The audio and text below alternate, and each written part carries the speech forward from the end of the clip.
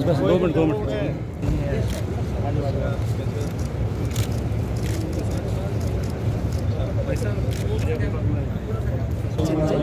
Check करो यार, नीचे यार।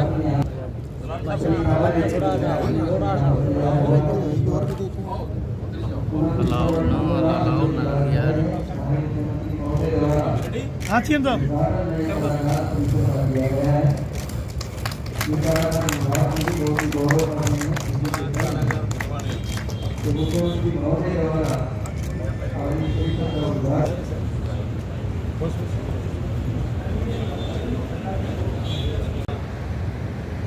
हमारे जेल एवं ऊर्जा मंत्री चौधरी रणजीत सिंह जी, हमारे कृषि मंत्री श्री जेपी दलाल जी, यहाँ के सांसद चौधरी धर्मवीर सिंह जी, हमारे विधायक श्री घनश्याम सराफ जी, विधायक विशंबर वाल्मीकि जी, गृह सचिव Haryana Shri TS Singh Prasad ji, DG gels Shri अखिल मोहम्मद जी, हरियाणा पुलिस हाउसिंग कॉर्पोरेशन के एमडी श्री मिश्रा जी, श्री शशि रंजन परमार जी, उपस्थित सभी सज्जन वृंद, आज का ये जेल परिसर का विस्तार तो मुझे समझ में नहीं आ रहा कि इस विषय पर मैं कोई खुशी प्रकट करूं या ना करूं, क्योंकि विषय ऐसा है जेल का विस्तार। तो जेल के विस्तार में जेल का उपयोग करने वाले तो अभी मैं मजाक कर रहा था आकिल मोहम्मद जी से, कहने लगे इसकी कैपेसिटी 561 से 1335 हो गई है। मैंने कहा इसका मतलब आपकी योजना अपराधियों को बढ़ाने की है। तो इन्होंने मजाक किया है कि अपराधी बढ़ाने की नहीं है, लेकिन जो अपराधी हैं उनकी सुविधा कैसे बढ़े। और उसमें सबसे बड़ा क्रंच इस विषय में कि जितने अपराधी आज हैं, अपराधी नहीं बढ़ने चाहिए, ये बिल्कुल सत्य बात है, लेकिन जो अपराधी हो गया, जिसको कैद हो गई, सेशन जज साहब मिले थे, शायद यहाँ बैठे भी हो, मैंने कहा आपके आदेश के बाद ही यह व्यक्ति आता है। अब उनको भी समाज को स्वस्थ रखने के लिए, समाज में एक वातावरण अच्छा करने के लिए अपना कर्तव्य करना है कि दोषी को अपराधी घोषित करके सजा देनी है। तो मानवाधिकार के नाते उन कैदियों को भी व्यवस्था अच्छी मिलनी चाहिए। आज के डेट में हरियाणा में लगभग 26,000 अपराधी हैं और कैपेसिटी शायद 21 या 22,000 की अभी है। क्यों आज 22 हो जाएगी। अभी भी ठीक है, व्यवस्थित ढंग से उन लोगों को रखा जाए तो 4,000 की कैपेसिटी की जेल्स और उनको चाहिए। उस नाते से विस्तार कर भी रहे हैं। अब सबसे पहले तो रेवाड़ी में एक जेल जो अपनी इस समय बन रही है, लगभग 85-90% का उसका काम हो गया है। उसको आने वाले 6 महीने के बाद फरवरी 2024 में वहां पर कैदियों को रखा जा सकेगा, ऐसे मुझे बताया गया है। तो उसका भी उद्घाटन उस समय किया जाएगा। इसी प्रकार से फतेहाबाद में हमने जेल के लिए जमीन खरीद ली है। योजना में यह है कि हर जिला केंद्र पर जेल होनी चाहिए, ताकि कैदी तो जहां चला गया वो कैद में रहेगा, लेकिन जो बाद में लोग मिलने जुलने आने जाने वाले रहते हैं उनको भी तो कठिनाई होती है। आखिर उनको भी जिला केंद्र पर, हेडक्वार्टर पर अपने जो भी परिवार का सदस्य है किन्हीं भी कारणों से जेल में चला के उसको मिलने के लिए स्वाभाविक आना जाना पड़ता है, तो उनकी भी सुविधा ध्यान रखनी पड़ती है। और बहुत बड़ी जेल से एक साथ एक जगह रखने से कई बार जेल के अंदर भी लॉ एंड ऑर्डर की स्थितियां उत्पन्न हो जाती है। तो इसलिए सब जिला केंद्रों पर अच्छी जेल बने। तो हमने फतेहाबाद में जमीन खरीद ली है और कल ही यानी कल 4 तारीख को हमने चरखी दादरी में भी एक 62 एकड़ जमीन, बल्कि जरूरत 40 की थी, लेकिन और कुछ चरखी दादरी नया जिला बना है, इस नाते से कुछ और ऑफिस के काम आएगी, तो हमने 98 एकड़ जमीन कल ही खरीदी है चरखी दादरी के कार्यालय और जेल को मिला करके। तो ये चीजें आगे बढ़ा रहे हैं। इसी प्रकार जेल के अंदर जो कर्मचारी अधिकारी जो रहते हैं उनको ट्रेनिंग की भी आवश्यकता होती है। जैसे पुलिस ट्रेनिंग सेंटर्स हैं, ऐसे जेल ट्रेनिंग सेंटर करनाल में ये बनाया जा रहा है और जहां तक मुझे जानकारी दी गई है इस दिसंबर में, आने वाला दिसंबर, उस समय ही उसका उद्घाटन हो जाएगा। तो ऐसी सारी चीजों को आगे बढ़ाने के लिए हमारा डिपार्टमेंट लगा है। पुलिस हाउसिंग कॉर्पोरेशन के हमारे आरसी मिश्रा जी को भी मैं बधाई देता हूं कि कम से कम समय में वो इस प्रकार के परिसर को तैयार कर देते हैं। एक अच्छी टीम को लेकर के मिश्रा जी चले हुए हैं। तो इस सारे अवसर पर खुशी का इजहार करना तो अच्छा नहीं लगता, लेकिन इतना संतोष जरूर कर सकता हूं मैं कि जेल के अंदर आने वाला अपराधी, अब कभी वो प्रिजन जेल से कहा जाता था, लेकिन आज हम उसको सुधार घर कहते हैं, बंदी सुधार घर। योजना में यही रहता है कि मानो किसी ने अपराध किया होगा, अपराध किया या हो गया, दोनों में अंतर है। कई बार व्यक्ति गलत नहीं होता, गलती हो जाती है, और गलती में भी कोर्ट्स भी आजकल ये मानते हैं कि वो गलती की गई है या हुई है। तो इस नाते से इसका भी एक बहुत बड़ा अंतर होता है कि गलती अगर की गई है तो इसका मतलब जानबूझ के अपराध किया गया है। कि जो गलती हुई है वो मेलाफाइड है या बोनाफाइड है।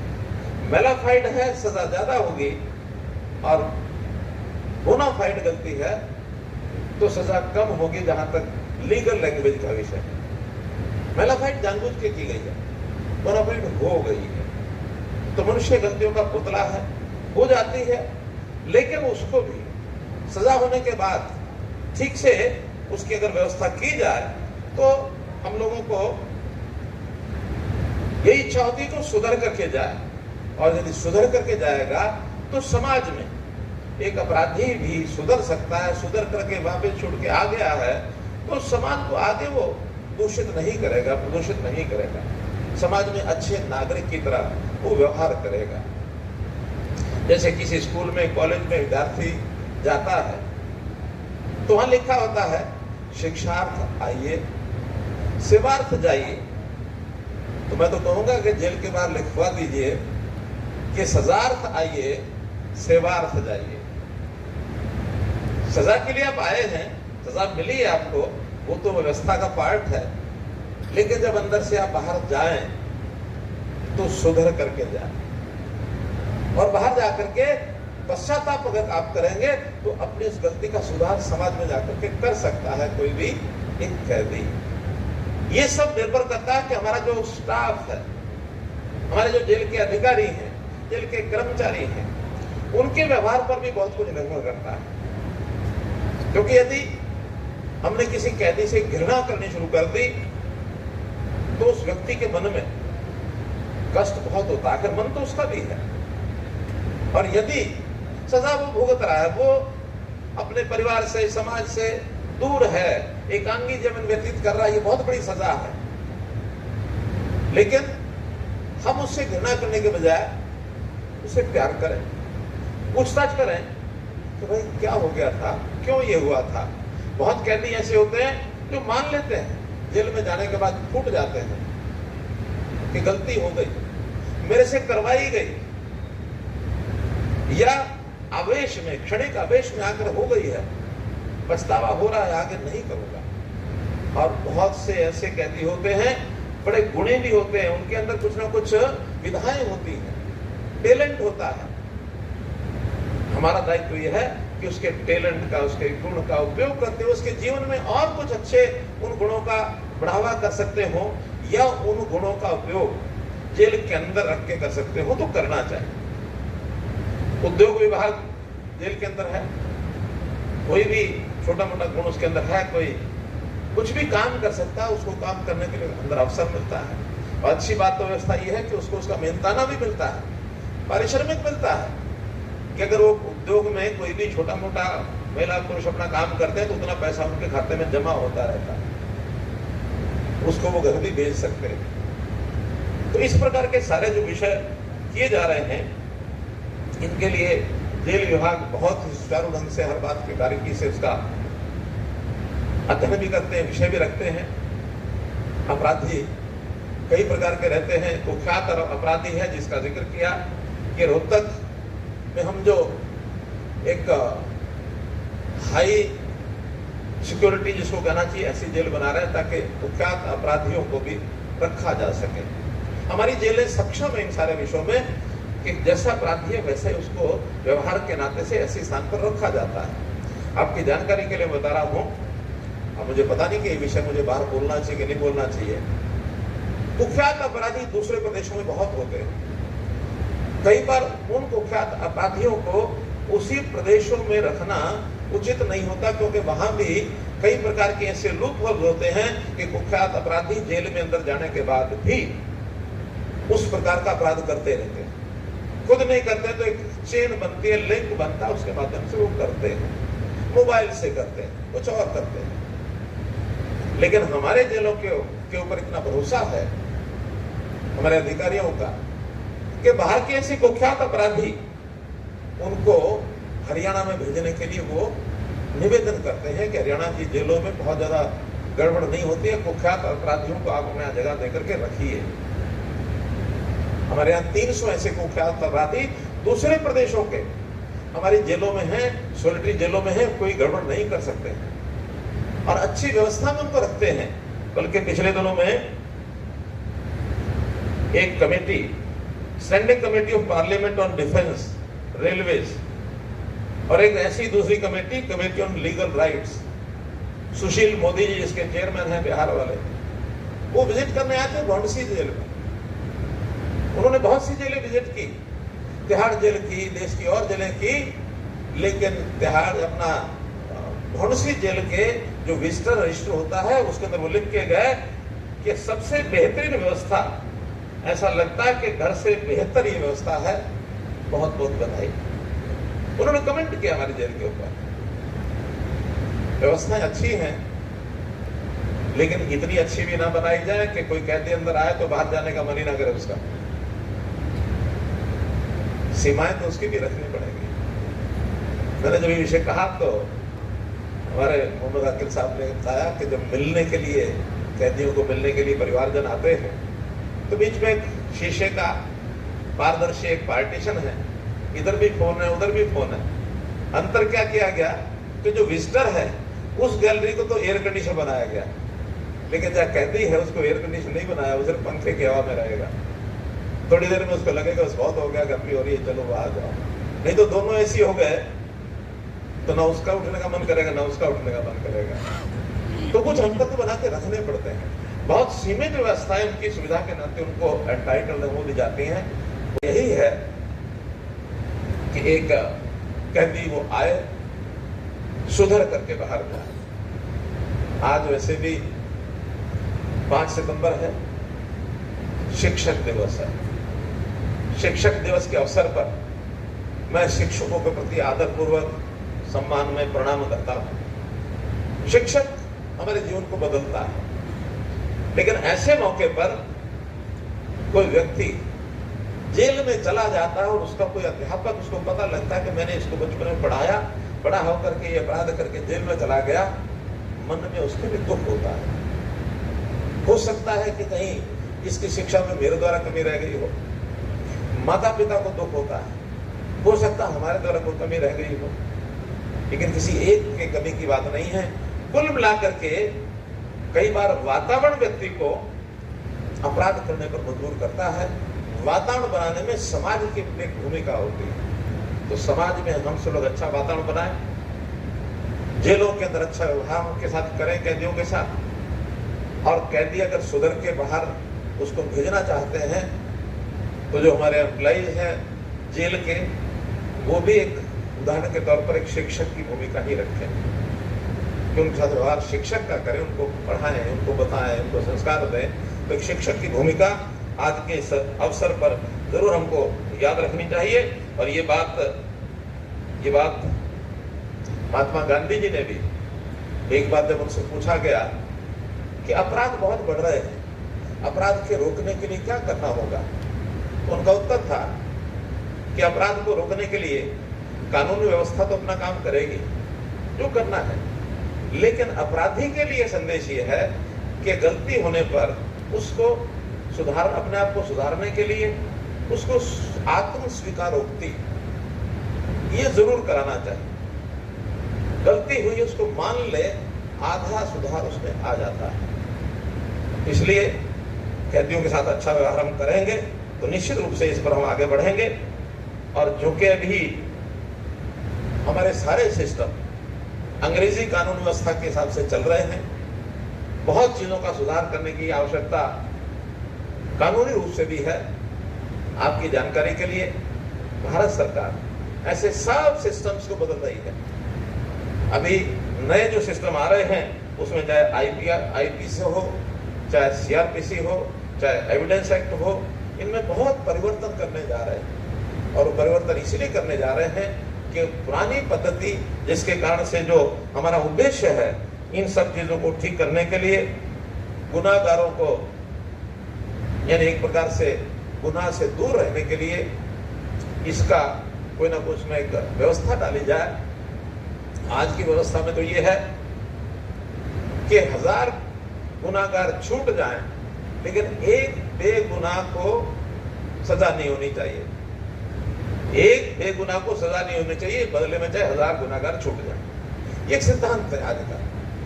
लेकिन मुझे लगता है कि इसकी व्यवस्था में ऐसी चीज जोड़नी चाहिए कि अगर कोई गुनाह करता है, गुनाह करके एक बार आ जाए हमारे पास, तो व्यवस्था ये करनी चाहिए कि हम हर गुनाहगार को बेगुनाह करके बाहर निकालेंगे। ये जेल के सिद्धांत में जोड़ना चाहिए। अगर ये चीज जोड़ते हैं तो हमारा जो उद्देश्य है वो पूरा होगा। और आज के इस अवसर पर मुझे लगता है कि जेल सुधार के कार्यक्रमों में कुछ बातें और जोड़नी चाहिए। तो मैंने हमारे जेल के अधिकारियों को कहा कि आपको किसी चीज की आवश्यकता लगती हो तो उसकी जानकारी भी मैं जरूर आज देना चाहूंगा। तो उन्होंने जो मुझे बताया है, एक तो जो प्रिजनर्स है आखिर अस्वस्थ वो भी होते हैं, हेल्थ डिपार्टमेंट का सिस्टम होता है, लेकिन उस हेल्थ सिस्टम में यदि हम टेलीमेडिसिन की व्यवस्था करें तो ये उनके हित में बहुत बड़ा काम होगा। मैं घोषणा करता हूं कि सभी जेलों में टेलीमेडिसिन फैसिलिटी शुरू की जाएगी, ताकि अंदर बैठे ही वो फोन से भी अपनी बात बताए तो उसके इलाज के लिए उसको हम करा सकें। इसी प्रकार जो हमारे जेल कैदियों की डाइट की व्यवस्था है, उस डाइट की व्यवस्था में भी कई प्रकार के ऐसे प्रावधान हैं जो लगता ठीक नहीं है। मैंने एक बार पूछा हमारे जेल अधिकारियों से कि उसकी डाइट क्या होती है, तो मुझे बताया कि हर कैदी को 6 रोटी या 7 रोटी कितनी होती थी, 6 रोटी सब्जी दाल ये देना होता है। देना होता माने उसकी थाली में एक साथ 6 रोटी दाल और सब्जी ये परोस ही देते हैं। भाई सामान्य आदमी 6 रोटी कैसे खाएगा? एक समय में 6 रोटी दोपहर को, 6 रोटी रात को। तो मैंने उसी तरह में तुरंत व्यवस्था बदली कि उसकी आवश्यकता के हिसाब से उसको प्रोटीन्स क्या चाहिए, फैट्स क्या चाहिए, कार्बोहाइड्रेट्स क्या चाहिए, कार्बोहाइड्रेट्स क्या चाहिए। तो इस डाइट का सिस्टम बदलना चाहिए। रोटी आवश्यकता अनुसार उसको लेने देनी चाहिए। उसको 2 की भूख 2 ले, 3 की भूख है 3 ले। सर्विस में हम कोई अपने हिसाब से रोटी लेता है। और जो बजट हमारा बचता है उस बजट में उसको कोई सप्ताह में एक बार कोई मिष्ठान हो सकता है, कोई फल हो सकता है, कोई जूस हो सकता है, जो आवश्यकता उसकी कोई स्पेशल डाइट भी किसी की डिमांड हो तो वो कर सकता है, तो वो पैसा उसमें लगाना चाहिए। तो भी आज के दिन मुझे जाए तो जैसे अभी 25,000 कैदी हैं, तो 25,000 कैदियों को अगर 400 रुपया साल का और बढ़ाया जाए तो कितना बन गया? एक कैदी का अगर 400 रुपया साल का बढ़ाते तो कितना हो गया? 1 करोड़। लेकिन 400 रुपये तो मतलब 1 रुपया ही बढ़ेगा, और अगर 10 रुपया कैदी का बढ़ाना हो रोज का तो कितना हो जाएगा? 4,000 रुपया एक कैदी का 1 साल का, तो ये बनता 10 करोड़। तो मैं 10 करोड़ रुपया आज मंजूर करता हूं कि हर कैदी के खाने पर 10 रुपया प्रतिदिन और बढ़ाया जाए। ठीक बात है भाई? 25,000, 4,000 रुपया कितना हुआ? हर खाने का 10 रुपया,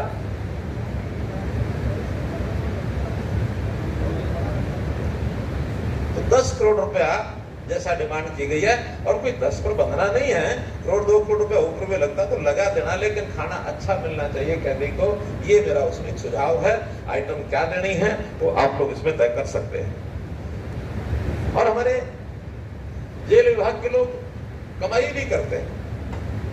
कमाई कैसे करते हैं? अभी पिछले दिनों कहा कि जेल के बाहर कुछ जगह पर जमीनें हमारी खाली पड़ी है। सुझाव आया कि यहाँ कोई व्यवसायिक प्रोजेक्ट लगाना चाहिए, तो हमारी 11 जेलों के बाहर पेट्रोल पंप सैंक्शन कर दिए हैं। पेट्रोल बेच करके वर्ष का पैसा इसमें कमाया जाए। 7 से 8 करोड़ रुपया साल का ये कमा भी लेते हैं। ऐसे ही हमारे जो जेल के कर्मचारी हैं उनको अभी तक बस ट्रैवलिंग में कंसेशनल फेयर नहीं है, तो आज मैं घोषणा करता हूं कि पुलिस के कर्मचारियों की तर्ज पर जेल के कर्मचारियों को भी बस की ट्रैवल की सुविधा ये मिलेगी। इसी प्रकार हरियाणा में जैसे हमने कर्मचारियों के लिए ट्रांसफर पॉलिसी ये लागू की है, तो उस ट्रांसफर पॉलिसी में बाकी सब जगह सुविधाएं हैं, लेकिन एक सुविधा जेल कर्मचारियों को शायद नहीं है, और वह है कपल केस। तो कपल केस की सुविधा जेल कर्मचारियों को भी मिलेगी। अगर दूसरे विभाग में पति या पत्नी हैं तो उसके हिसाब से उसको ये छूट भी दी जाएगी।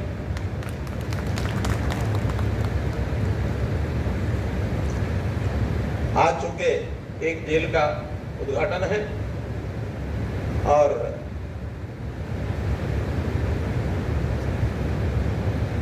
यानी 25,000 को अगर एक दिन की सुविधा कोई मानो में स्थान या कोई फल देना हो तो अलग से 1 करोड़ रुपए की राशि इस अवसर की आज एक कहें कि भेंट के रूप में, आज के खाने के रूप में या किसी प्रकार का उपयोग करना है, तो 1 करोड़ रुपए की राशि अलग से मैं अपने फंड में से और ये ग्रांट तय करता हूं। इस नाते से मित्रों, भाइयों बहनों, हम सब लोग एक संकल्प लें कि हम अपने जेल के कैदियों के प्रति अपना व्यवहार ये अच्छा करेंगे। हमारे जिम्मे बहुत बड़ा काम एक है मनुष्य निर्माण। मनुष्य निर्माण में सामान्य व्यक्ति को संस्कार देना शायद आसान है, लेकिन जो बिगड़ा हुआ व्यक्ति है उस बिगड़े हुए व्यक्ति को संस्कारित करना बहुत कठिन काम है। आपके जिम्मे ये काम है, आप बहुत निष्ठा से, श्रद्धा से, बड़ी परिश्रम से इस काम को आप करें। बहुत बहुत धन्यवाद, बहुत बहुत आभार।